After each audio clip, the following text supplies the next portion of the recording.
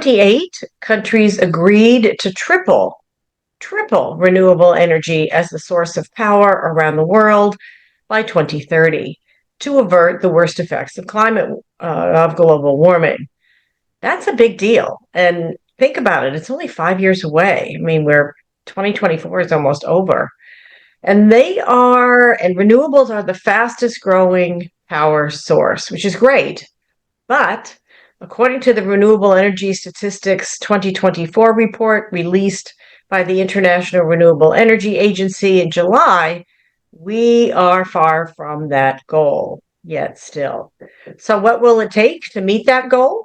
Today, we're going to find out from a woman at the head of that organization, also known as IRENA, the organization known as IRENA, who is leading global efforts to achieve that ambitious goal and doing so in a way that serves all populations. That, my friends, is a monumental task. So let's find out how this could work. Grab your earbuds or turn up the volume and prepare to take notes. Welcome to Electric Ladies Podcast. We share stories, insights, tips, and advice from remarkably innovative women working on the front lines of corporate responsibility, energy, sustainability, climate, and ESG-related issues. I'm your host, Joan Martin. We talk about innovation, leadership, technologies, and careers, always bringing a new perspective. Find us anywhere you like to listen to podcasts on our website, electricladiespodcast.com, and through my Forbes articles as well. And please pass it on to your friends. If you are so inclined, please leave us a 5-star review as well. It helps other people find us. If you are at an inflection point yourself, looking for support with either your ESG work or your career, please reach out to me. There are enormous opportunities in all the chaos, and we don't want you to be flailing. You can reach out to me on Twitter or LinkedIn at Joan Michelson. We can help you no matter what industry you're in. This episode is brought to you by Competent Boards, a comprehensive training program for board members and aspiring board members. Full disclosure, I am faculty, and I have the Sustainability and ESG designation certification. I really believe in it. I think it gives you the skills and strategic perspective and, frankly, the confidence needed for today's boardrooms, especially on the issues we talk about on Electric Ladies Podcast. You can find them at competentboards.com. So each region, each country has unique energy challenges and therefore unique energy challenges in the energy transition, right? They differ in geology, economy, culture, government structure, policies, regulations. I could go on. And some countries are obviously further along on the transition than others. I was just in Iceland earlier this year again, and that country is 85% renewable energy and has been, frankly, for years. And renewable energy sources are growing faster than fossil fuel sources, thank goodness, but not fast enough. They need to accelerate in both speed and scale. And so what can we do? What countries are leading and what's working? Let's ask a master. I'd like you to meet Gauri Singh, Deputy Director of the International Renewable Energy Agency, known as IRENA. Gauri has over 30 years of experience in renewable energy and sustainable development internationally. Before joining IRENA, Gauri worked with India's federal government, leading development of the National Solar Mission to drive solar power development across the country, and worked at the rural level as well. Is one thing we especially like at Electric Ladies Podcast is that she's been leading economic development initiatives, particularly for women, and has spoken a great deal on that challenge.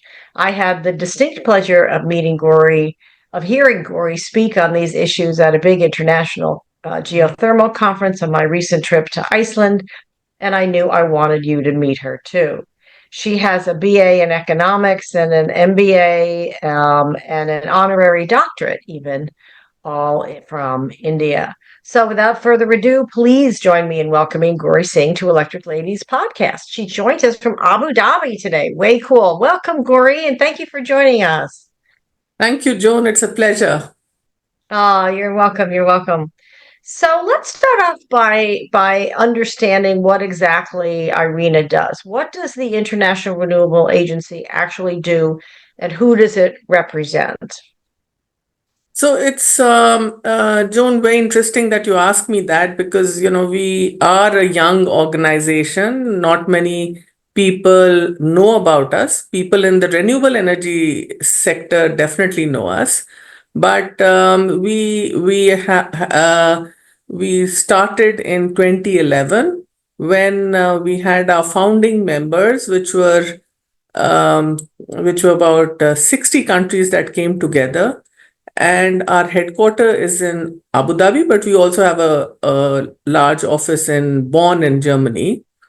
And we were given the mandate by our founding countries that this would be a specialized agency for renewables. It would support its members for getting more renewables deployed on the ground, and also work on increasing the knowledge on all aspects of renewables, because in 2011 it was renewables was still a very what should I say, like exotic topic to talk about. It had cost issues. People, the minute you spoke about renewables, they would say it's a very high cost source of energy. And over these years, we have seen our membership grow from about 60 in the initial years to 170 countries which have become our members. And we have a annual assembly where ministers of energy, high officials of the energy ministry attend, and it's really a chance for them to talk about their achievements. And we've seen how the pride in the work that they've done over the years has grown. So it's really been a journey where we've seen issues which were mostly raised around the cost of renewables. Now the issues are very different because the cost is, as you just said, it's now probably one of the most cost-effective sources of energy. So we've seen the issues now range more on how do we get hydrogen into our country, green hydrogen into our energy mix.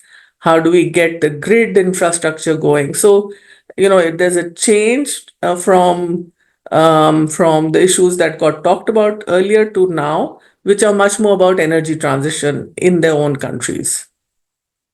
Thank you for that. Yeah, lots to unpack in that. So, a couple things. Do you only have countries as members, or are there organizations or companies that are members as well? So the setup is like it's an intergovernmental agency. So the membership is with the countries and the governments, those being represented by the ministries of energy. However, we also have observers. So we have many agencies and organizations that come in as observers. And we have also a way that we work with the private sector, with academia. So, we have forums in which we bring in the insights from them, and also make it possible for our members to actually interact with them so we have multiple forums like that. Right. So, are they kind of sharing knowledge back and forth, if you will? So, as the private sector organizations and maybe companies that are on the forefront of this work, like Arctic Green spoke at the conference, and there were others that spoke. Are the companies and the governments sharing knowledge back and forth? You said that knowledge sharing was a big priority for IRENA, but I'm wondering if they're sharing it with the different sectors as well, or is it just from IRENA out to whoever takes it? No, no, absolutely between themselves. And I think, it's one of our very important tasks to make sure that we facilitate this interchange, because the private sector is for renewables, it's a very important actor. It's not like your conventional energy sources where, which were mostly owned by the states or by the governments. The large thermal plants and all were really owned by governments. This is a sector which is largely owned and is you see the deployment on the ground being owned by private sector. So it's a very different way of doing business and expanding the business. So they are naturally very important stakeholders in this. Our job is to make sure that their voices get heard by governments, because if investments need to come into the countries which most governments want, of course the policies and regulations need to be coherent. They need to have a long term vision, and they need to be attractive to the private sector. So it's this back and forth that actually happens and makes this whole sector so dynamic. Yeah, that's exactly right what I was getting at. And by the way, in the US, it's the private sector, the fossil fuel companies that are driving the original, economy upon which this country was built. As I said in my introduction, countries agreed at COP28 to last year to triple renewable energy capacity. The latest IRENA report says we're not on track to meet that goal. But tell us how that tripling goal was derived and what the impact of not meeting it might be. So it's actually been a process. In early last year, when the G7 met, then IRENA was also one of the knowledge partners which supported the G7 countries to come up with their solar and wind targets for 2030. And then we were very actively engaged with the G20 deliberations, which took place in India, and the final one took place in Delhi, where the G20 countries agreed to exactly the same target, which is to triple renewable energy and double energy efficiency. And IRENA actually supported the countries to understand how this would really be possible through analytical support, and by showing them the historic trends, also the kind of exponential growth that countries have seen in their own deployment. And that got them to see that it's not a very unrealistic target if they actually put the effort behind it. And then at the COP, we also worked with nearly 130 countries, getting them to be supportive of this global target that got scripted into the COP28 final UAE consensus. So in many ways, I think it was important for very strong analytical support behind this whole journey that encouraged the countries to see their own trajectory, and to see that it would require, of course, effort, but it was not out of the realm of possibility. Yeah, that's great. So they could see that it's possible and how to get there. So, or Yes. somewhat of how to get there. So, let's get to how do we get there. So, how do we actually triple renewable energy capacity? I realize that it's different per country. On the IRENA website, you have some great graphics on this, on the six energy strategies, etc. So, explain how the how we actually triple that energy capacity and describe those six energy strategies for us. So I think one of the things that has given us some good thought for working on is the fact that last year saw nearly 500 gigawatts of renewable getting deployed. which was almost a 14% year on year growth. While a 14% is not enough, we need about 16%, but it also shows that we're moving very rapidly into that kind of a range. And similarly with the investment that was about 1.3 trillion US dollars was again a record. Again, maybe not enough, but very clearly, moving on a good pathway and a good trajectory. Now, if I talk about the strategies that will really get us to be able to do that, I think it's important to start with the policy frameworks and the regulations. Policies and enabling policies which allow for private sector to operate and to be able to make their profits is extremely important, because you won't get any investment in. Regulations need to take into account the variable nature of renewables. So solar and wind, which is going to be the maximum, which will be the maximum source of energy that will come into the grid, is variable. So regulations need to take that into account and move forward with that. The other very important area is that grids are going to be critical. The grid infrastructure has to actually be bolstered, and investments need to go into that. Unfortunately, grids is something that are pretty much invisible, not the glamorous part of renewables.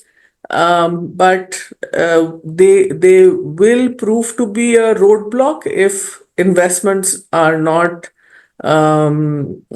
focused on them, because the gestation period to get a grid and a transmission line done is fairly long. So planning needs to be done in time. Um, Also, by speaking to many developers and many CEOs, it's quite clear that talent pool of professionals is going to be very critical. Skilled personnel, I mean, while there will be very good jobs that will be available, but finding the right people to fill those jobs is going to be quite a task. So, a strong skilling policy that would support this kind of a movement will be very critical as well. We also think that the grid needs to be flexible to take in this kind of a energy, because it's not your baseload energies that comes from thermal. Geothermal can fortunately also provide that, but the variable can't. So flexibility is going to be the key. And then storage, because that is what will give us the 24/7 that we need. And a lot of work is happening on storage, but a lot more investment and R&D is still necessary to get the cost down and to make it more available in all the countries. Yeah, thank you for that. Exactly. And there are tremendous opportunities across the board. I'm glad you brought that up because you had a great slide in your presentation about policies and regulatory frameworks around the globe being necessary, which I took a screenshot of, by the way. I hope that's okay. I took a photograph of, I should say. The US, as you know, passed the three bills designed to do this, right? The Inflation Reduction Act, the Infrastructure Bill, and the Chips and Science Act, which today totally dedicate about $3 trillion. I mean, I'd say a trillion just for energy, even the chief commercialization officer of the Department of Energy, Dr. Vanessa Chan, who I interviewed as well, told me that. But is that some kind of a framework for other countries to use, or was that developed from other frameworks that you suggest? What can other countries learn from that, and what can we learn? What can the US learn from other countries to maybe build on that, depending upon what happens in our November elections. But it seems to me that those bills seek to accomplish what you just described, enabling policies, regulations that address both the variability and the need for the infrastructure and R&D, and obviously the grid. So talk a little bit about that. About that. I think the the IRA is a great act. And the reason I'm saying this is it's more of an industrial policy, but it also is simple to understand. So it's not, layered with lots of complications and caveats that drive the private sector crazy. So it's very implementable, and I think that's one thing that we should really congratulate the policymakers for doing that. And what's important is that it has really enthused the whole private sector. You know when a policy is successful when the private sector gets moving on it.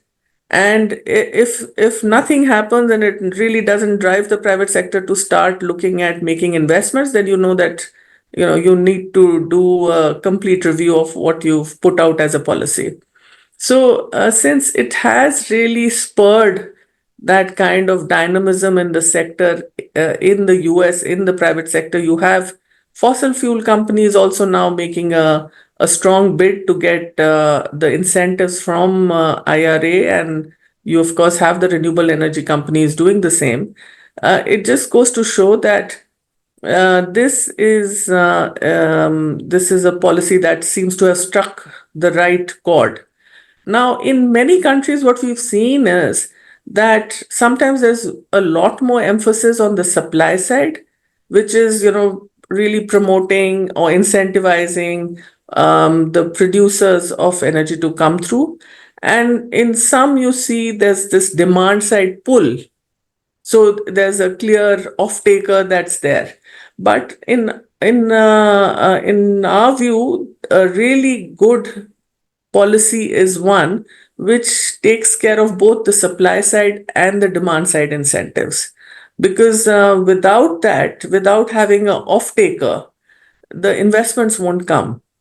And in many countries where we see that the balance has somehow got lost in the policy making, then you do see the whole sector struggling and really not taking advantage of it. So I think a very good way to judge a policy is to see how it has spurred the activity in the private sector and in getting the financing for it. Yeah, and it's a rollout. I mean, it's a process, right? Because they have to be approved and then they have to file. I mean, some of the incentives will roll out through tax returns as time goes by. Right. We'll see more on that as we go. By the way, just a couple things on that. I interviewed Vanessa Chan, but I also interviewed Rachel McCleary from the U.S. Treasury Department, who helped actually develop. I mean, Vanessa did also, but who actually developed the rules for the IRA. So that might be interesting for you to listen to. And I interviewed Claire Seaborn, who was the chief of staff. You may know her, to the Canadian Minister of Energy and Natural Resources. She's probably been to to the G7 She meetings, has. et cetera, that you're Yes. talking about. Yeah, she's great. I just aired that recently as well. The I'm glad you mentioned the triggering the private sector. Dr. Chan, Vanessa Chan, told me that these bills together are about 3 trillion in incentives. They're designed to trigger 30 trillion in private capital. The private sector has been doing this for years, right? Way before the government. I mean, in some ways, these regulations and policy, the IRA is a reaction and an enabler, as you say, but the train has left the station is the way I like to describe it. That the private sector has been doing this a long time because the market's been demanding it. So it's interesting that you mention that you have to have both sides, obviously supply and demand drivers.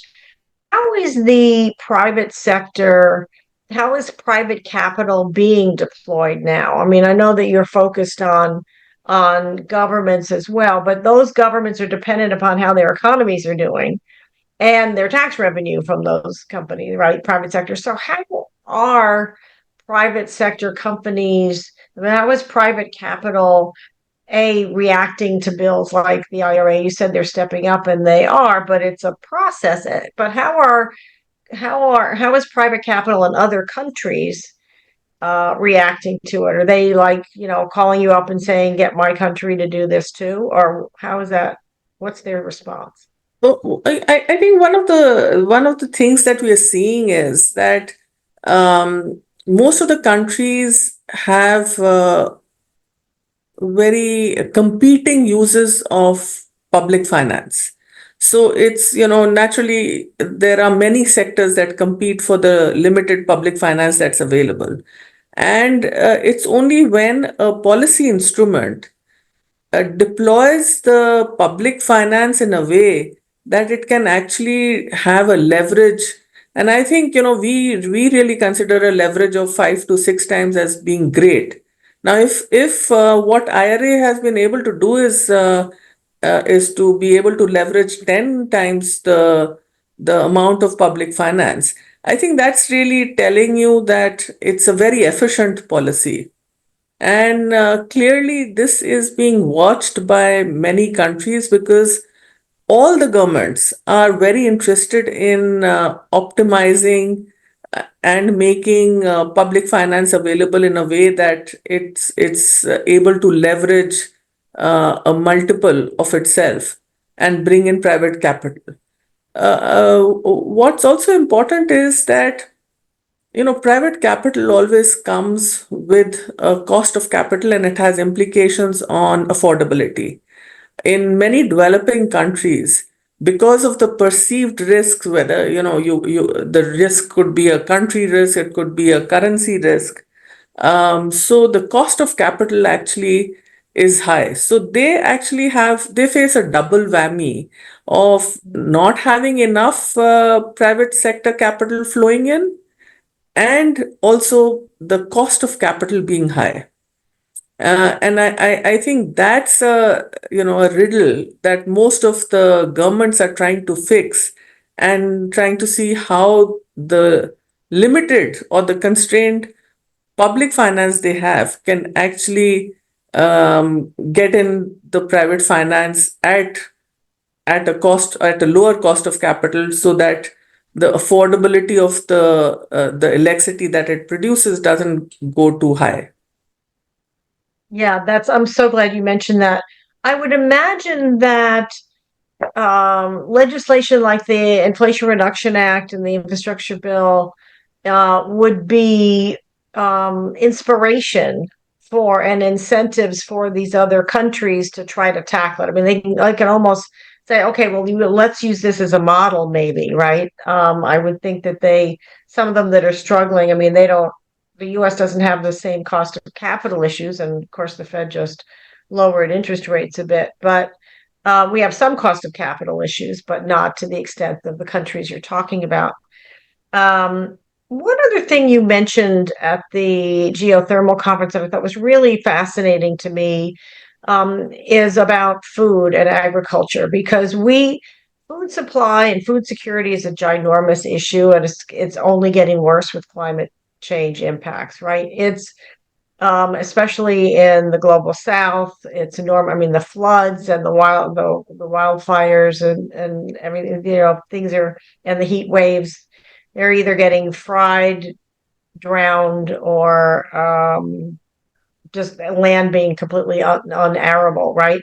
You talked about renewable energy and the agriculture food chain. If I heard you correctly, you said that 30% of the agricultural food chain is fueled by fossil fuels, and that 30% of energy is wasted through food losses. So talk a little bit about that conundrum, because that's also could be a source, frankly, of geopolitical conflict. I mean, if people can't get food, they feel insecure. That's a huge national security issue for every single country. No, absolutely, absolutely. Because I think you cannot neglect food security, even as we talk a lot more about energy security in the space that we operate in. Because we've seen that during COVID. We've seen how disruptions in supply chains can cause so much anxiety and hardship to people. One of the things that is happening in most of the developing countries is migration.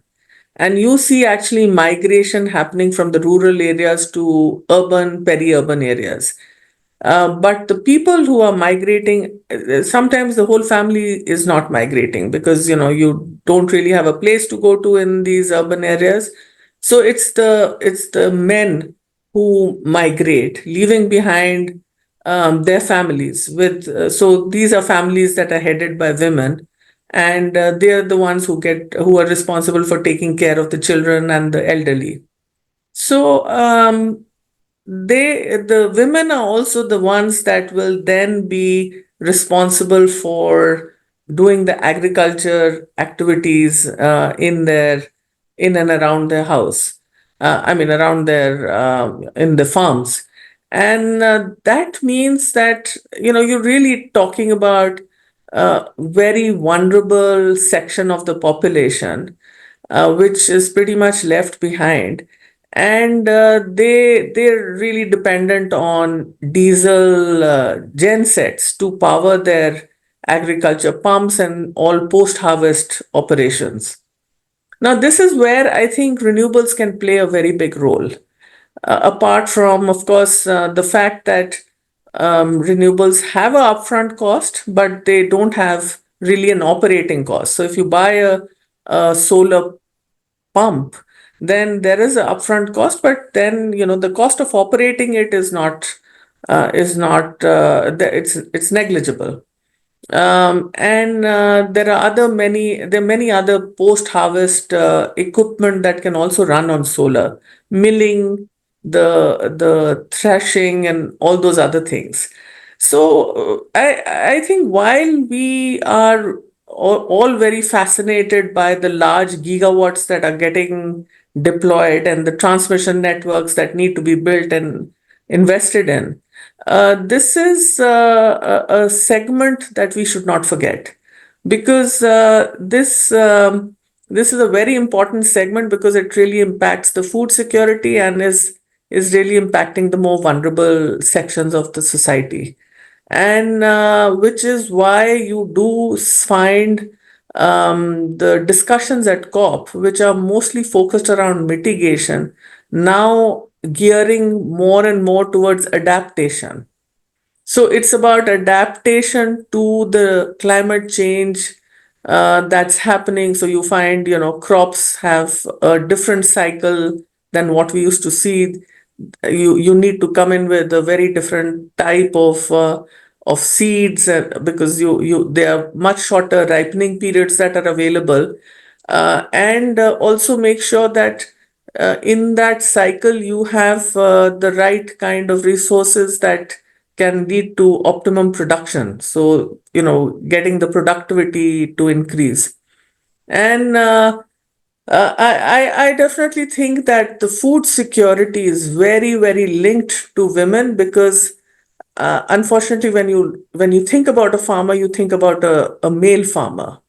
But in the developing world, when you think farmer, then you should think a woman who actually does most of the agriculture activities.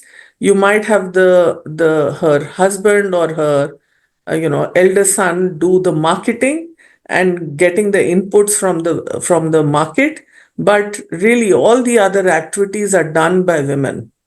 So it's unfortunately the kind of perception that prevails about who's doing the activities, and which is why I think the vulnerability aspect is that much more.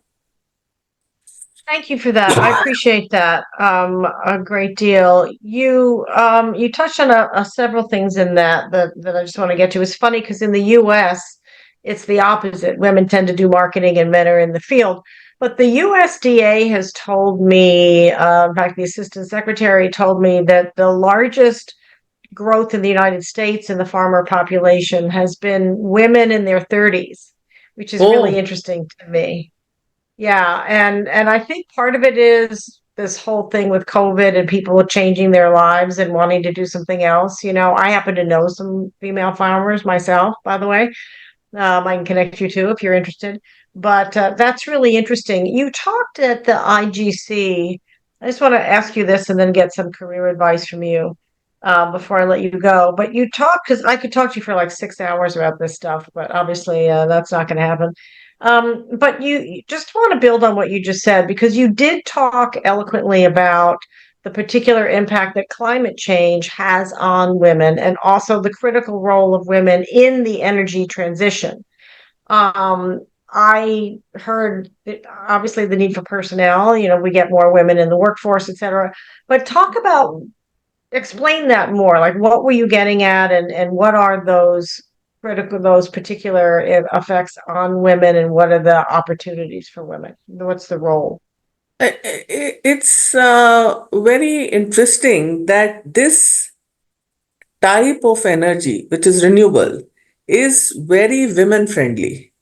It's women friendly because you're not building those huge um, gas linked gas linked fossil fuel plants, or those large thermal plants where you see only the men going in and doing all the operations.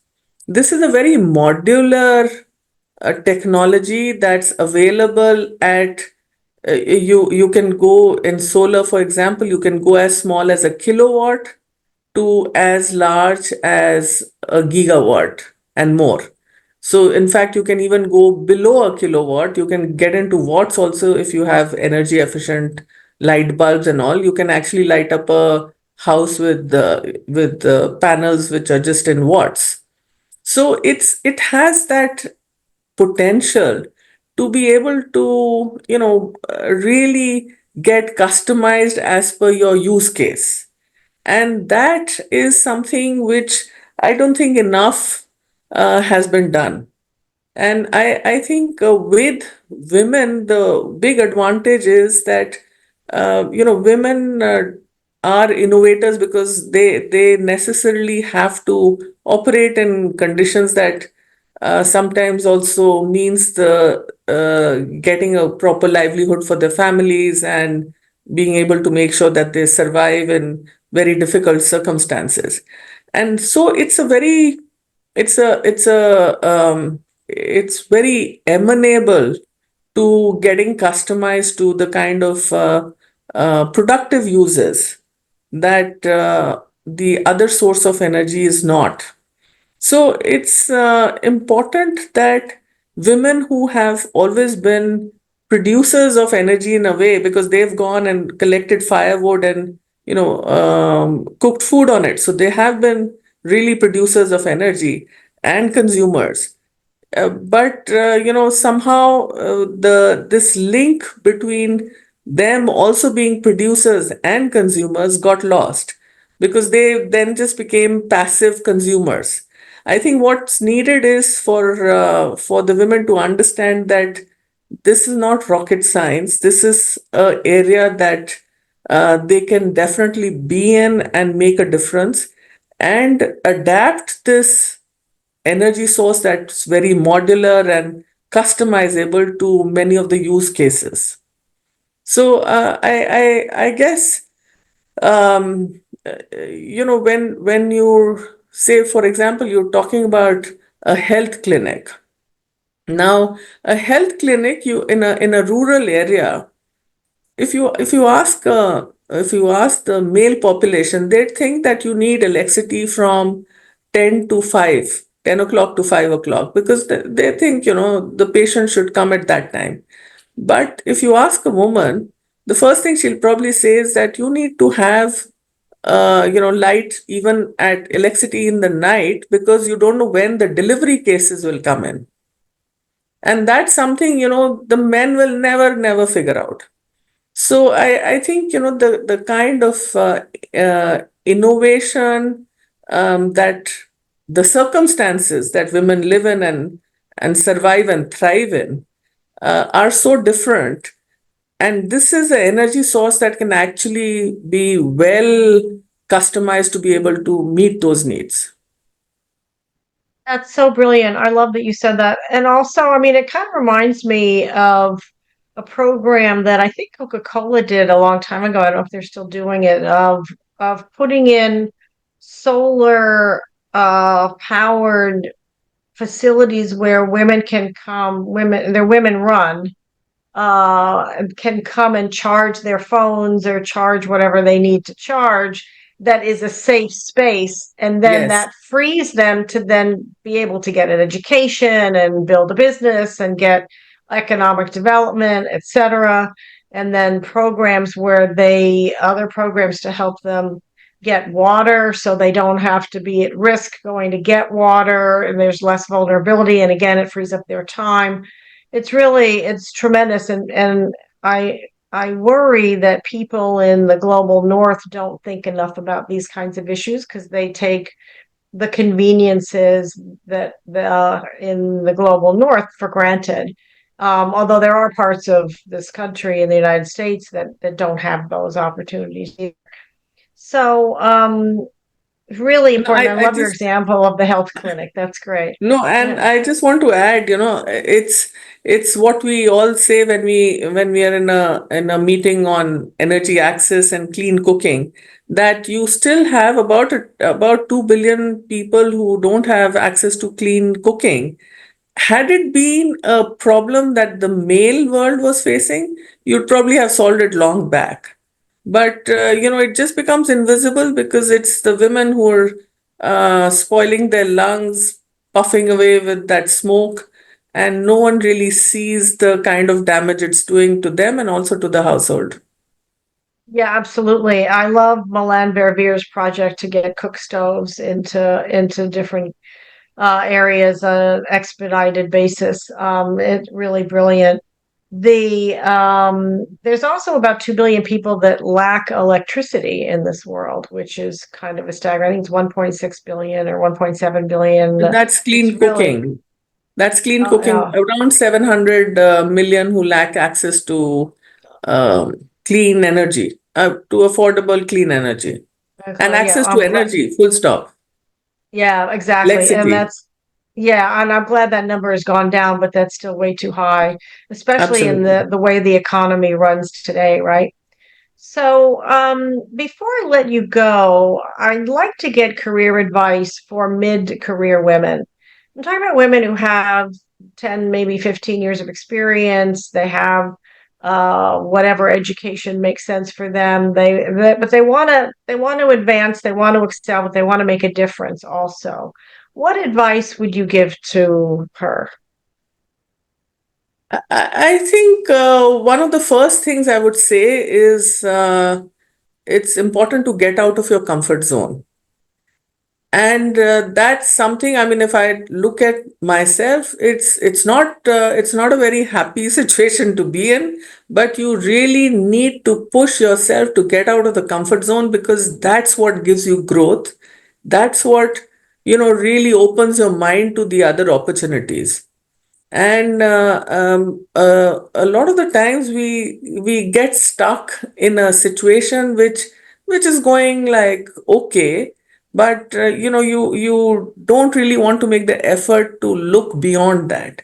I think every woman has within her the potential to break the boundaries, and these boundaries are very they're I would say they're these you call them glass ceilings or whatever, but I think these are boundaries that are there to be broken.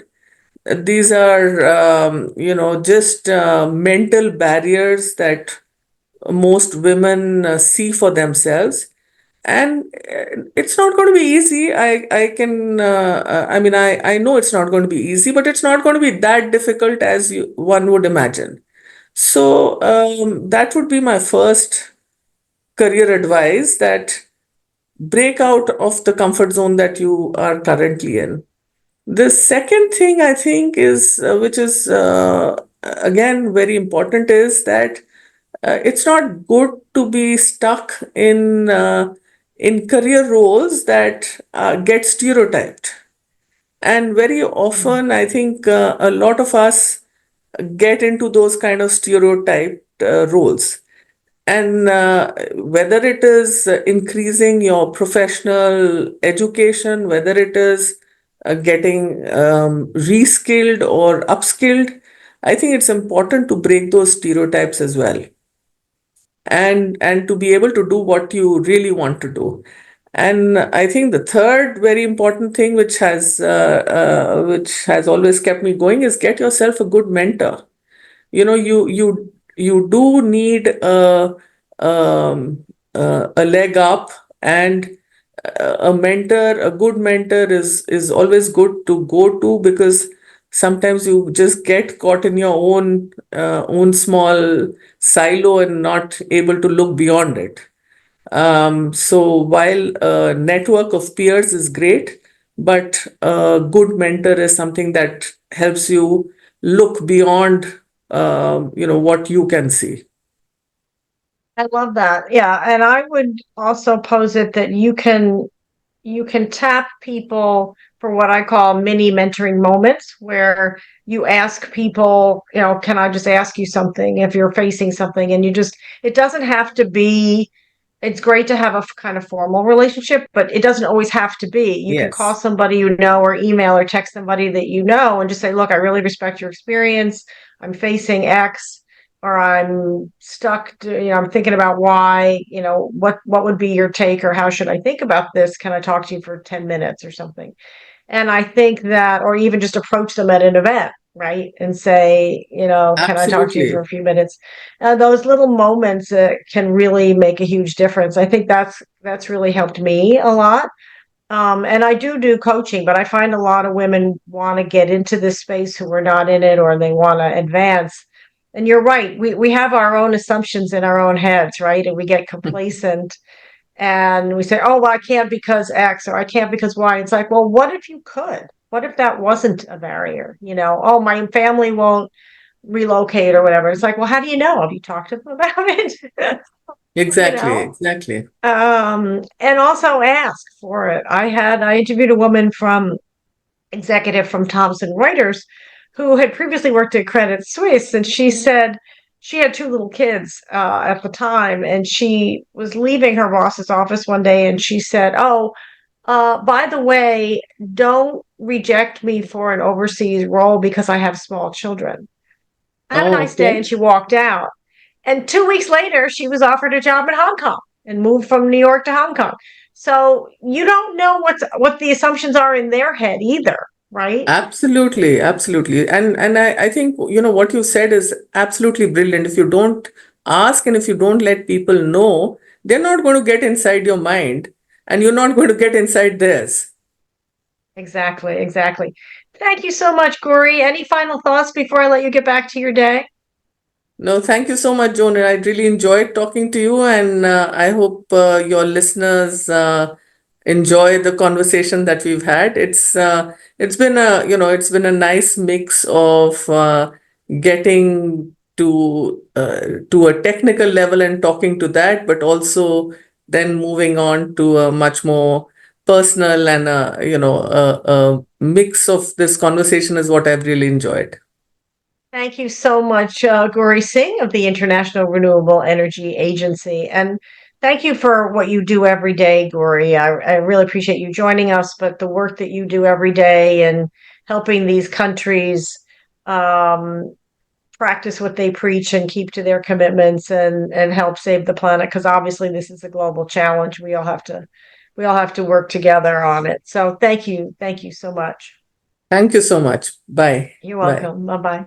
So, what did Glory say that surprised you? What do you think we need to do to speed up the transition to renewable energy across the globe?